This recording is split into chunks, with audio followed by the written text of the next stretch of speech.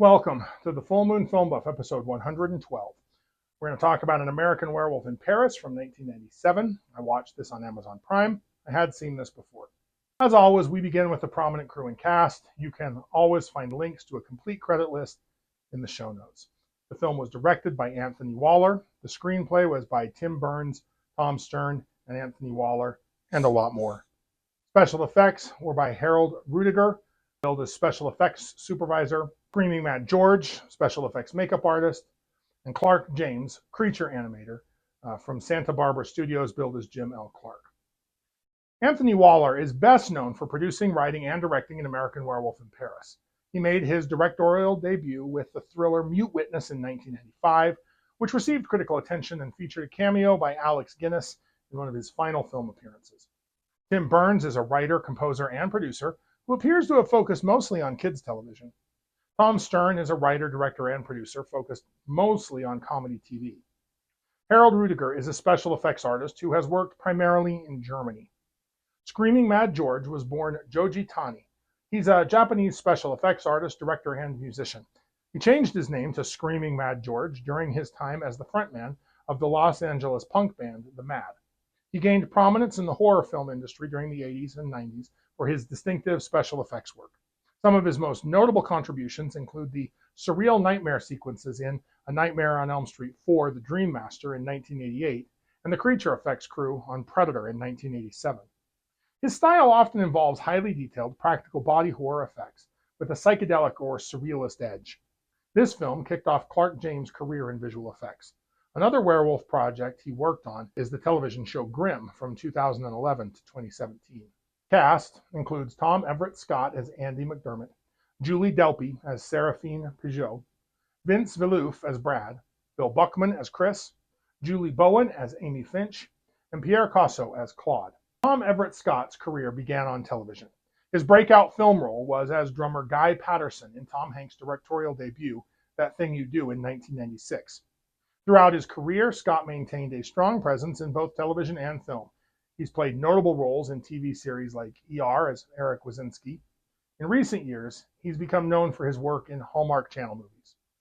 Julie Delpy is a French-American who built a career bridging European and American cinema as an actress, filmmaker, and screenwriter. She grew up in a very artistic family. Both parents were actors in experimental theater. She made her film debut at the age of 14 in Jean-Luc Godard's Detective. Her breakthrough to international audiences came with Richard Linklater's Before Sunrise in 1995, where she played Celine opposite Ethan Hawke. This role is probably her most iconic, as she reprised it in two acclaimed sequels, Before Sunset in 2004 and Before Midnight in 2013. She also co-wrote both sequels with Linklater and Hawke, earning 2 Academy Award nominations for Best Adapted Screenplay. Beyond acting, Delpy established herself as an accomplished filmmaker.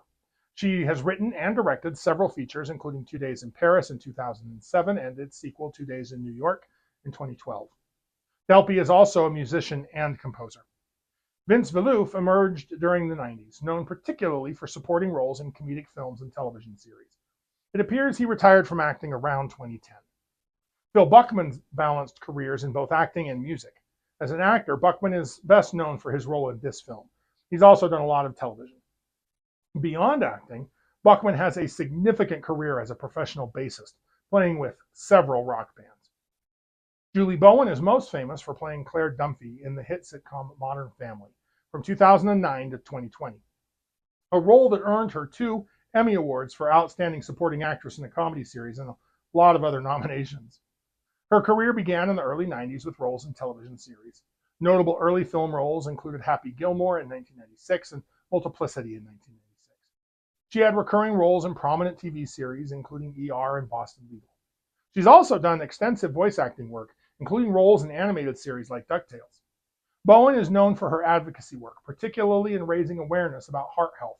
She has a cardiac condition called bradycardia. Pierre Casso is an actor who gained prominence in French cinema and television during the 80s. He was a leading man starring in television and film and a singer, releasing several albums. This film is his notable international appearance. I recommend this film to fans of werewolf movies who don't mind a more comedic take on the genre. It doesn't quite live up to its predecessor, An American Werewolf in London, but very few movies do. It offers entertaining moments and better special effects than I remember. Speaking of its predecessor, An American Werewolf in Paris began as a direct sequel to John Landis's beloved 1981 horror classic, An American Werewolf in London. Interestingly, the Paris setting and title have roots in the original film's production. When Landis ran into union troubles in Britain, he briefly considered moving the entire production to France. In 1991, Polygram Pictures approached Landis to develop a sequel, and he wrote a draft focusing on Debbie Klein, a character mentioned but never seen in the original film, who takes a job in London and investigates the deaths of Jack and David. Though his script brought several original characters, including Alex Price, Dr. Hirsch, and Sergeant McManus, the studio rejected it. At that point, Landis, unwilling to write a second treatment, told them to just make the sequel without him. The project then went through several dramatic transformations. Writer John Lafla pitched a story about a Paris schoolteacher who becomes a werewolf, with Dr. Hirsch pursuing him while working on a lycanthropy cure. After this version was rejected, writers Tom Stern and Tim Burns created a script about an American named Andy McDermott investigating his uncle's savage death in Paris. The production hit turbulent waters when Stern, who was set to direct, was removed from the project. The studio loved his script, but they wanted a bigger name director for the increased budget they wanted to put in. The project fell into limbo for about 2 years. During that time, 12 screenwriters, including Larry Brothers, Neil Purvis, and Robert Wade, did rewrites on Stern and Burns' script, with Purvis and Wade contributing the Danger Tour and the bungee jump off the Eiffel Tower. During this hiatus, Brambilla left and was replaced by Anthony Waller as director. Upon joining the project, Waller rewrote the script again. After the arbitration process, the final screenplay credit went to Stern, Burns, and Waller. We'll discuss the story consequences of all of these shenanigans later. Now on to the synopsis. It's a dark and rainy night in Paris. A man in a white lab coat runs for his life before something drags him into the sewers. Andy McDermott and his friends, Brad and Chris, are 3 young Americans touring Europe. Andy prepares to illegally bungee jump from the Eiffel Tower when Seraphine Peugeot attempts a moonlit suicide.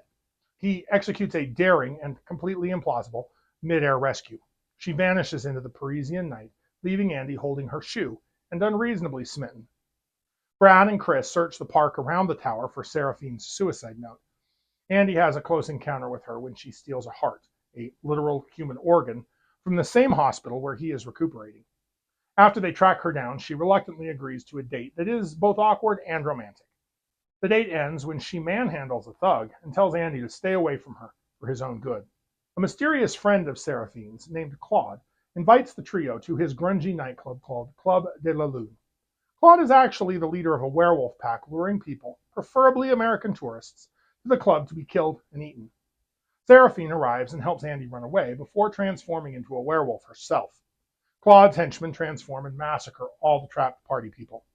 Chris is way smarter than he looks, gets himself out of a cell, escapes from a werewolf with amputated legs, and goes back to Seraphina's house. Brad is unfortunately killed by a werewolf. Andy's bitten by another werewolf, but does manage to escape. The next day, Andy wakes up in bed at Seraphine's house. Seraphine liquefies organs in the blender. Andy is in shock, but Seraphine lets him feel her up to calm him down. She tells him he is becoming a werewolf. Andy is also hallucinating, so it's really hard to know exactly what's real and what isn't. This is interrupted by the sudden appearance of the ghost of Seraphine's mother, Alex Price. Andy jumps out of the window in sheer panic and runs away. Chris tries to get his attention, but Claude grabs him, muzzles him, and hauls him away. Back at the club, the French cops are collecting body parts. All the corpses are missing their hearts. Andy's senses go haywire. After developing an appetite for raw meat, Andy hooks up with an American tourist named Amy. Brad's ghost appears to Andy and warns him to lock himself up. Andy and Amy get freaky at a cemetery where he transforms for the first time and kills her. He also kills a cop who had been tailing him, suspecting Andy was involved in the Club de la Lune massacre. Andy wakes up naked in the cemetery next to a dead dog. Andy is arrested but manages to escape. French cops are very bad at their jobs, apparently. He begins seeing Amy's ghost as well, and she begins trying to kill him. Ghost Brad finally explains Andy's werewolf condition. For Brad or Amy to be able to rest, the werewolf that killed them must die. For Amy, that means Andy. Brad adds that there is a cure. For Andy to become normal again, he must eat the heart of the werewolf that bit him. Claude and his crew snatch Andy off the street to join their pack. Claude explains that he's trying to create a world free of human weaknesses. stuff like charity and mercy. Claude wants Andy to kill Chris to prove his loyalty. Now, Andy has no interest in joining Claude and says that he would rather die. Serafina shows up and rescues Andy. Again, the pair escape through the sewer. She explains her stepfather worked on a drug to control her lycanthropy. However, the drug ended up forcing werewolves to immediately transform into their beast form. As a result, Seraphine killed her mother and removed her stepfather's legs. Claude and the werewolves raid Seraphine's house. Andy gets away as Amy continues to try and kill him. He ends up in a big traffic accident before he gets back to Seraphine's. Claude killed Seraphine's stepfather and took the drug, enabling instantaneous transformations. Seraphine and Andy learn Claude has planned a 4th of July party at a cathedral under renovation, and they sneak in. The police do as well. Seraphina kills the bouncer, who had blocked the entrance with a bulldozer, by dropping a stone statue on him from outside the church. Claude and his pack transform and kill several partygoers, as well as a few cops. Seraphine helps other people escape.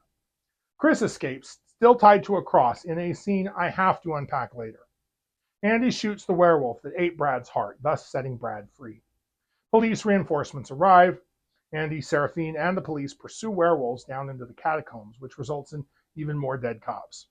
Seraphine shifts to her werewolf form when she runs out of ammunition.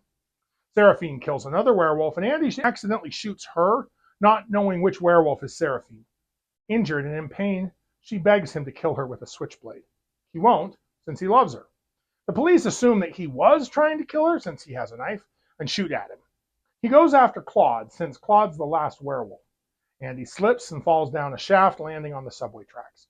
Claude makes his way down to Andy, but before he can attack, the subway train slams into Claude. Somehow, he survives and kills the conductor and the passenger before the drug wears off and he reverts to human. He attempts to take another dose of the drug, but Andy stops him. As they fight, Andy recognizes Claude as the werewolf that bit him due to a scar on his left shoulder caused when Andy stabbed the werewolf with a spear. Claude accidentally injects Andy instead. The terrified Claude flees, but werewolf Andy is quicker. He pounces on Claude, kills him, and eats his heart, breaking the curse. Seraphine is taken in an ambulance, but she begins to show signs of transforming. The EMT, thinking that she's going into shock, administers adrenaline, which stops the transformation. They just accidentally discovered a drug to control lycanthropy. The final scene depicts Seraphine and Andy celebrating their wedding atop the Statue of Liberty with Andy's pal Chris, who survived. The couple seems to be controlling Seraphine's curse with a steady application of adrenaline-fueled activities. They bungee jump off the statue as the credits roll. In a later alternative ending, after Andy eats Claude's heart, Seraphine has a vision of her stepfather in the back of the ambulance, explaining how he found a cure before his death. The new closing scene shows Seraphine and Andy having a child, whose eyes shift to look like werewolves. The transformation scenes in this film rely heavily on CGI, which was still in its early stages in 1997, but you start to see the possibilities of the technology here. These are not old school morphs, but full transformations modeled in the computer. While not as groundbreaking as Rick Baker's practical effects in the original film, they offer a different take on the werewolf transformation, and some are certainly better than others. Seraphine's first transformation was a long tracking shot along the length of her body from face to foot, and it was cool. The worst transformations were those in the presence of other humans. The easy ability to compare werewolf to human put the lycanthropes firmly into Uncanny Valley territory. The actual look stuck very close to the concept of the original Baker designs. Now, this film greatly expands on the werewolf mythology established in the original. One new lore element introduced in the sequel is the existence of a supernatural cure. Brad explains to Andy he can free himself of the lycanthropic curse by killing the werewolf who bit him and eating that werewolf's heart, which I liked as a generic concept, but initially not as an extension of the lore from an American Werewolf in London. Jack and Brad both serve the same function, to teach their friend about this new paranormal world that they have become a part of. So why did Undead Brad know about the cure, but not Jack? Jack never presents this option to David. Jack jumps straight to encouraging David to end his own life to free his victims. While watching An American Werewolf in Paris, I was annoyed. But now that I've contemplated both plots, I realized this avenue was just never open for David. The werewolf that attacked him was gunned down and killed. David couldn't kill that lycanthrope and consume its heart. Now, the symbolism of eating a werewolf's heart as a cure for lycanthropy carries rich metaphorical significance. At its core, consuming the heart, traditionally seen as the seat of courage, spirit, and one's essential nature, the victim literally takes the beast into themselves to master it. This mirrors ancient thinking where consuming something meant gaining its essence or power. The heart-eating cure also exhibits a symmetry in the fact that to cure oneself of bestial savagery, one must commit an equally savage act. From a psychological perspective, eating the werewolf's heart symbolizes facing and integrating one's shadow self rather than trying to deny or escape it.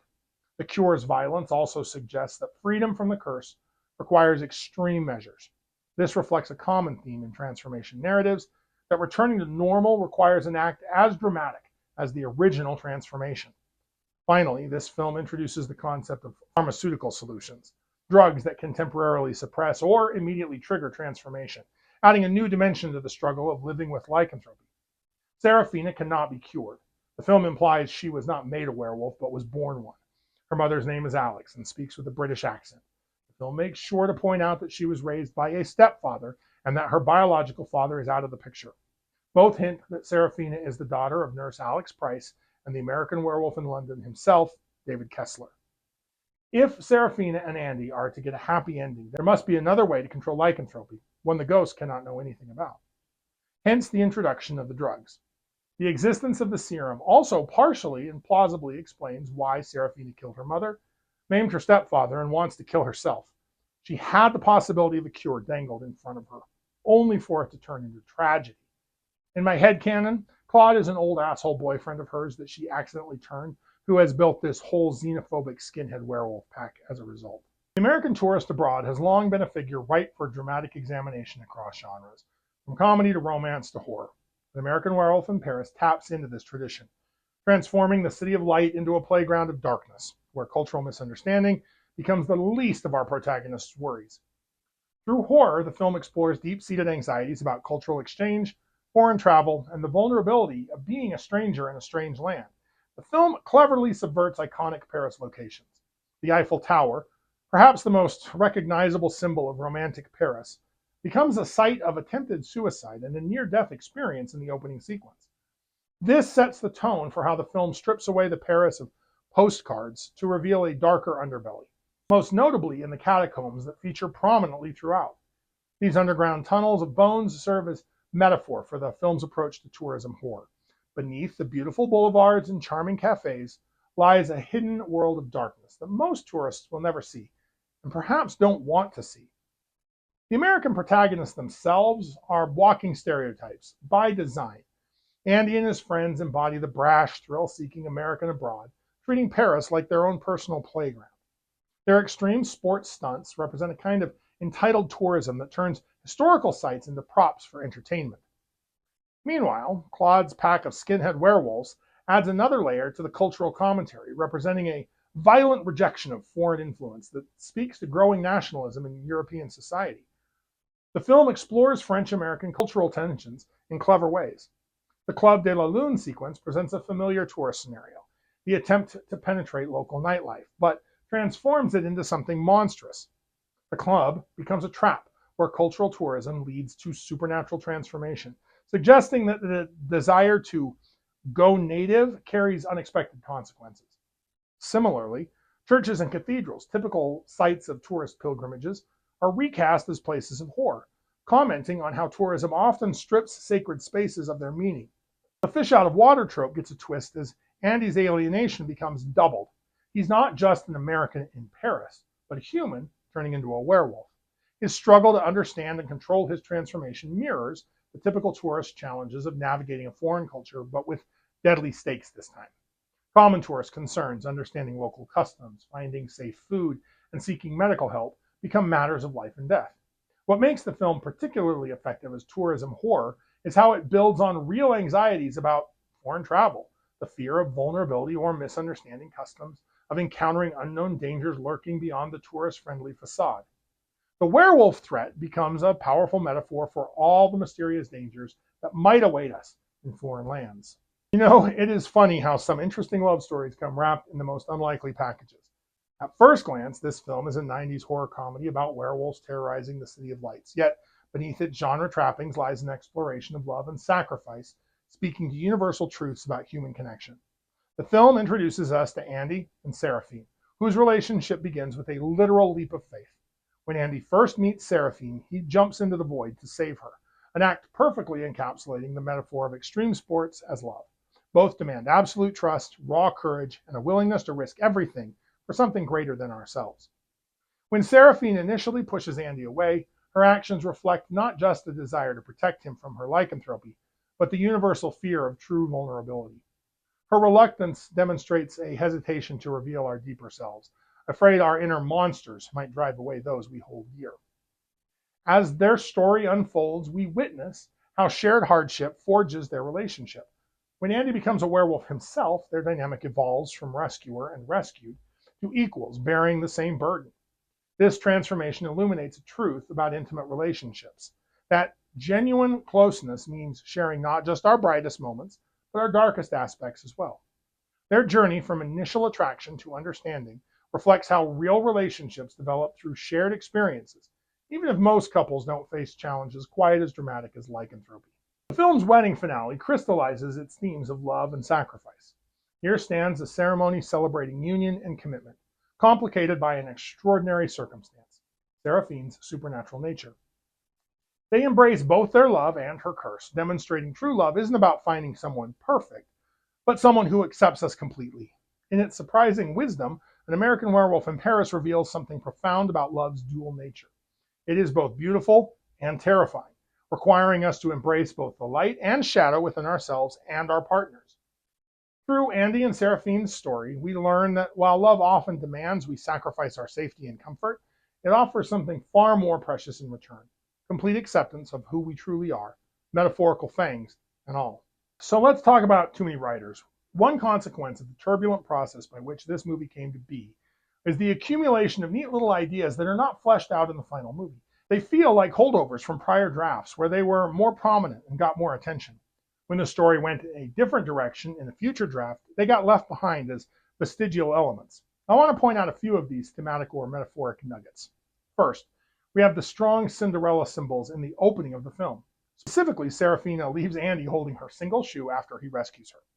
Andy even mentions this later when he recuperates at her home. It goes nowhere and is abandoned almost immediately. Next, let's talk about the insane visual of Chris running out of a burning cathedral while still tied to a cross. That has to have meant something more in an old draft. We're only one letter off from Christ on a cross, and the religious location makes me wonder if at some point there wasn't some theme present about sacrificing yourself to save others, or rising from the dead, or consuming the flesh of others to gain supernatural powers. There is really no other exploration of any ideas around this. Of course, it also could just be a cool visual with no meaning other than, that looks awesome.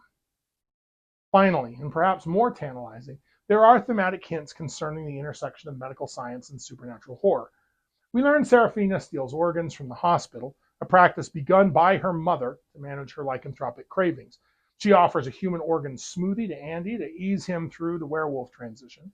Seraphine's stepfather researches drugs for controlling and treating lycanthropy. Finally, much like the original, a hospital is one of the primary locations. However, the film never really ties these disparate thoughts into something more complete. So, if you like lycanthropes, like, share, and subscribe. Contribute your thoughts and additional observations in the comments below. Let me know what I missed or what you noticed. Next, I plan on discussing The Strangers from 1998. Keep your eye on the moon, silver bullet in the chamber, and we'll see you back next episode.